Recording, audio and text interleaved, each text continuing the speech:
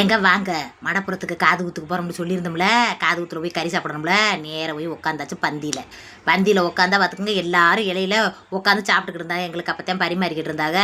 கறி எல்லாம் காலி ஆகி போச்சான். கொஞ்சம் தான் கொஞ்சம் கொஞ்சம் இருக்குன்னு வச்சாங்க. என்னத்தையே பரவாயில்ல, பரவாயில்லாமல் வச்சாங்க. போதும் ஏன்னா நாங்கள் லேட்டாக போயிட்டோம். அப்புறம் பந்தி லாஸ்ட்டாக போனால் அப்படித்தான் இருக்கும். சரின்ட்டு இருக்கிற கறியை பார்த்தா நல்லா இருந்துச்சு, நல்லா டேஸ்ட்டாக இருந்துச்சு. என்ன ஆட்டுக்கறி வீட்டிலலாம் திங்க மாட்டேடுவா, அங்கே மட்டும் போய் திங்கிற அப்படின்லாம் ஒரு சில பேர் கேட்குறீங்க.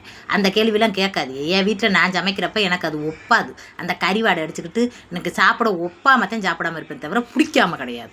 அங்கேன்றப்ப பந்தியில் அவங்கள சமைச்சிட்றாங்க. நல்லா எல்லாம் இஞ்சி பூண்டுலாம் போட்டு சமைச்சிருப்பாங்க. அதனால் டேஸ்ட்டாக இருக்கும். கறி குழம்புல கறியவே காணோம், வெறும் சாறு தான் இருக்கும், காலியாக போயிடுச்சான் அப்படின்றாங்க. சரிங்க இருக்கிற சாறு போதும் அப்படின்ட்டு அதையும் ரசத்தையும் ஊற்றி அந்த வச்ச கொஞ்சோண்டு கூட்டுக்கறியும் தொட்டுக்கிட்டு அப்படியே சாப்பிட்டுட்டு சாமி இது செய்முறை எழுதிட்டு வந்துட்டோமுங்க. இதே நேற்று நடந்த கதை. சாப்பாடு நல்லா இருக்கா, பிடிச்சிருந்தா லைக் பண்ணுங்க. ஆனால் சாப்பாடு சூப்பராக இருக்கு.